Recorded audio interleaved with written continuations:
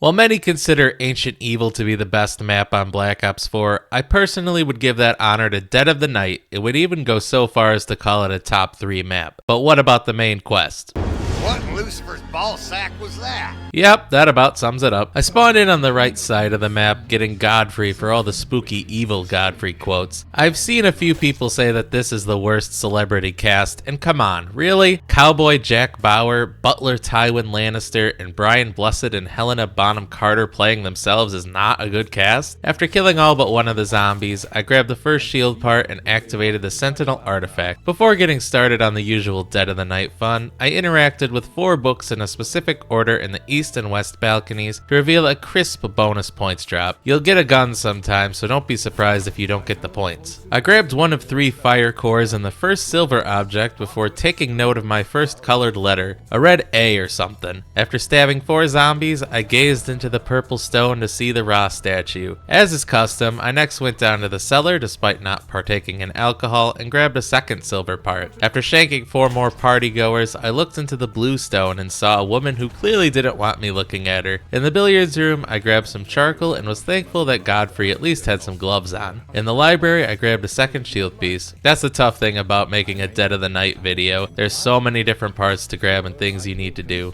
4 dead zombies later, and I found a clock in the green crystal. With all 3 crystals showing me fun things, I found the portrait of the woman and followed the ghost of Nurse Katie around until she revealed the blue tuning fork, one of 3 I need to open Pack-a-Punch. I grabbed a pile of bat shit on the ground and went up to the area of the Ra statue and began a small lockdown where I had to survive long enough against some Nosferatus. At least, I don't think you have to actually kill the vampires, but I've noticed that it seems to end faster if you do. Eventually, the red tuning fork fell on the ground. While running for my life, I also noticed there was a blue L symbol on the lion. After picking up the fork, I returned to the house. Feeling peckish, I went to the dining hall to grab the final shield piece as well as the final silver bullet part. I built my shield in the smoking room, getting secondhand smoke, and interacted with the clock back in the dining room. If you don't know which clock you need to interact with, just walk next to them and you'll hear it ticking. I had to hang out in this circle, but don't worry, you can walk out of it if you're gonna die. With the lockdown over, I took advantage of a double points drop to give Godfrey a little bonus and opened the door to the greenhouse part of the map. In the laboratory, I picked up a pile of sulfur and took note of a green L. I opened the door to the front gate area and took note of the final colored letter, a yellow L, before meleeing a specific bookshelf in the library with my shield to get a piece of the wonder weapon upgrade. I bought the Spitfire off the wall and entered the color letters into the safe in the library, getting the beautiful Alistair's Folly. Impressive now, but it will be even better later. In the cellar, I melted my silver parts down before returning to the library to combine my melted silver with the poop, sulfur, and charcoal from earlier to craft the silver bullets which I applied to my Spitfire. Back out front, I interacted with the big pile of Prima Materia in front of the forest gate to get a visit from Taylor Lautner. This is important if you're doing this. You must kill the werewolf with silver bullets to get him to drop his innards. If you use another gun, including the wonder weapon, you'll have to wait for a new werewolf. With that done, I returned to the 3 crystals to see more objects and thankfully not the jump scare of a woman you can get. I decided to start with the big reflector because you can get that done with even the humble Alistair's Folly. I shot the top of the mausoleum with my silver bullet gun to shoot some lights toward the house. After shooting some zombies and buying Winter's Wail because the next part of this Easter egg is incredibly annoying when zombies are pawing you, I upgraded my Alistair's Folly in the library using the werewolf innards and that piece from the wall to get the Chaos Theory. Great weapon in its own right, but it'll get a second glow up even later. Back at spawn, I had to interact with 3 wheels to complete a puzzle. The goal is to get the blue, red, and green lights all shining boldly. It's not a tough step. The first thing you need to do is interact with the wheel on the left until the blue light shines boldly. After that, interact with the wheel on the far right until the green light shines boldly. Next, you interact with the middle wheel until the red light shines boldly. Don't worry about the blue or green light. They're gonna stop shining boldly, but it's supposed to happen. With that done, you return to the far left wheel again and turn it until all 3 lights shine boldly finally. This causes the head of the Atlas statue to fall off. Sorry, Alistair. After thinning the guest list again, including using a tornado shot on a vampire to get 1 pile of bile, I went to the forest in order to shoot the zombies with a charge shot and have them dig up another part for the Chaos Theories upgrade. 2 things to warn you about. 1, you can't control which effect happens, so you might get the ice storm instead of the brain rot. 2nd, you need to hit a zombie with a direct shot. If you don't, they won't dig up the mushroom pile. Back when I was learning this map a few years ago, I didn't understand that, so I was stuck with just the Chaos Theory for a few games. Bad RNG forced me to wait for a bit, so I went on to the most infamous step in this Easter egg, the scratch mark step. I had to find 3 symbols, which I believe are just zodiac signs, and each of them have 3 locations for corresponding scratch marks. While the zodiac sign locations do change, the respective scratch locations will always stay the same, and they're always between 0 and 5 scratches. So it's not really the worst step ever. The first was a sign for cancer in the main hall, and the 3 scratch locations had 5 scratches each, so 15 total scratches. In the billiards room, I found another symbol under a table, which I think is Scorpio. Sorry, star sign people, I'm not into that. 1 scratch location had 0, 1 had 3, and 1 had 4, so 7 total. As you can probably tell, Winter's Whale is the best for this step. Finally, in the library, I found squiggle symbol, and the scratch locations had 3, 3, and 3 marks respectively for 9 total. Now for the important part. Entering these in the correct order the first time so you don't have to redo it on the next round. In the laboratory, I spun the wheel on the telescope and meleeed it to input the symbols I wanted. What you need to do is take the total of each symbol and input them from least to greatest. Scorpio was the first since it had 7, squiggle next because it had 9, and Cancer had 15. After unclenching my cheeks, I spun another wheel and shield bashed it in order to keep the roof open. I know, a lot of spinning. This video is not brought to you by Beyblade, however. Next, I had to start the electric trap, run my shield through it, then shield bash the telescope in order to grab a druid rock. After interacting with it for a few seconds, I was accosted by a horde of vampires and zombies in a lockdown. This was great though, because I could use this step with the ice storm to kill the vampires to grab 2 more piles of bile for the wonder weapon upgrade. Eventually werewolves attacked, but thankfully you can just spam them with the Scepter of Ra, which I completely forgot to replace before starting this. You don't need to use the silver bullets anymore, leave that shit to Bob Seger. After killing enough werewolves, I interacted with the Druish rock to get a max ammo. I was 1/3 done with the quest now. In the forest, I brainwashed a zombie into believing the earth was flat, as well as digging up the wonder weapon part from the glowing mushrooms. I usually get it on the first 2 dig spots, so it was unfortunate not to get it until the 3rd, but it is what it is. I upgraded my Spitfire once before leaving the forest. When returned to the graveyard part of the map, I threw the bile on a grave, summoning a Crimson Nosferatu who I absolutely disrespected by shooting a charged shot of the wonder weapon where he spawned, picking up his chaos materia. These guys are no joke if they live to run free, so spawn camping him is so satisfying. Next, I shot some orange lamps in order to get another piece for the wonder weapon upgrade. You can hit the bat if you're good before it flies off, but I'm not good, so I had to shoot him in midair. But hey, at least I didn't waste half my ammo on it this time. I returned to the laboratory to process both the bat guts and red guts into prima materia and combine that with a piece of the forest into the greatest wonder weapon in history, Alistair's Annihilator. This is not my BO4 bias, and this is not a hot take. This really is the best wonder weapon. Back in the cemetery, I shot some white trees in order to grab branches for that spooky hand vision from one of the crystals. You shoot 5 of them, and eventually they'll create a wicker man in front of a gravestone marked 1912, coincidentally the year this map takes place, but I'm sure that's not bad news for old Godfrey here. After picking up another fire core for a trap and searching for ages, I built the wicker man, fired a billion charge shots on the ground until I finally got the fireball effect, then climbed on only to be sunk into hell. I came back as a ghost, though one that could still get attacked by zombies, which is complete horseshit. Eventually I found my BFF, Nurse Katie, in the entrance hall and escorted her back to the cemetery where she uncovered another druid stone and returned to the land of the living. I interacted with the druid stone to initiate the second lockdown, arming a fire trap with one of the cores I found. I hung out by the Ra statue, being shielded on one side for a bit thanks to the fire trap, and my amazing wonder weapon on the other. This worked nicely, but eventually I left when big ass dogs started harassing me. Look, I like dogs, but never have had an urge to own one. Thankfully, the Scepter of Ra makes them laughably easy to kill. After interacting with the stone again and getting a max ammo, I only had 1 more stone to go. After getting a new shield and scouring the map for one final fire core, I placed one in the fire trap in the library and one in the trap by the bedrooms. The night step tests your speed, though you have to be walking quite leisurely to not complete it. You need to activate a fire trap, shoot a charge shot of the Annihilator at it, then stick your shield into it in order to light 3 sets of 4 fireplaces in specific orders. I started by lighting the smoking room, right right of the door in the library, then the left one, then finally the billiards room. Since I did it correctly, I picked up a small gem in the fireplace. I turned the flames blue on the library trap again in order to light the fireplace by the Mozu in the main hall, the one by the Strife in the east gallery, the one across from the Mozu fireplace in the main hall, and finally the one by the Essex in the west gallery. The final set of fireplaces required a change of scenery. Well, not really, but I wanted to make it easier to do. At the end of round 13, I activated the master bedroom trap and turned the flames blue so I could light the fireplace in the trophy room, master bedroom, music room, and dining room to pick up the final crystal. With that completed, it was on to the knights themselves. There are 3 suits of armor hanging out around the map, and you need to interact with each one. I started with the one in the gardens area in order to breathe in that UK air. The armor disappeared, leaving a floaty stone behind to follow me. Is this Treyarch or Bethesda with the companions Black Ops 4? Either way, I took my time, as allegedly this little fella would have ran away if I sprinted. In the main hall, I was safe to sprint away in order to interact with the armor in the cemetery, pausing to buy Victorious Tortoise and complete the crew. With 2 gems in the main hall, I interacted with the final suit of armor and had him join his friends. We had a nice picnic in the forest as I led each stone to a symbol, which resulted in ghostly suits of armor popping up. Each suit of armor is a soul chest, and you need to kill like 10 zombies each. After doing that, they moved closer to the Pack-a-Punch machine, where they required fewer souls each time, until eventually forming the triangle dive formation from Sonic Heroes. After killing a werewolf inside the electric triangle, another druid stone appeared. I interacted with it to start the 3rd and final lockdown, in which I had to survive an onslaught of everyone's favorite enemies, catalyst zombies. Seriously, this is nuts. There are dozens of them that come at you, but thankfully the area by the Pack-a-Punch machine is easily defensible with a stupid OP wonder weapon. Also, the water enemies can't make the other catalysts stronger, so their effectiveness is diminished. It also helps that when the werewolf spawned, my Spitfire was Pack-a-Punched multiple times, and I put them down with no trouble. With the lockdown complete, I interacted with the stone and grabbed max ammo. I Pack-a-Punched the Spitfire to max rank and said screw it to trying for Homunculus, we'll do it live. I interacted with the door in the forest to start the boss fight. In comes another werewolf, though this time larger and with the ability to go invisible. This is one of the more unique boss fights in zombies, I'd say. In the first phase, there's a glowing square that you need to line the flashlights on the statues on. The lights turn green when they're aligned.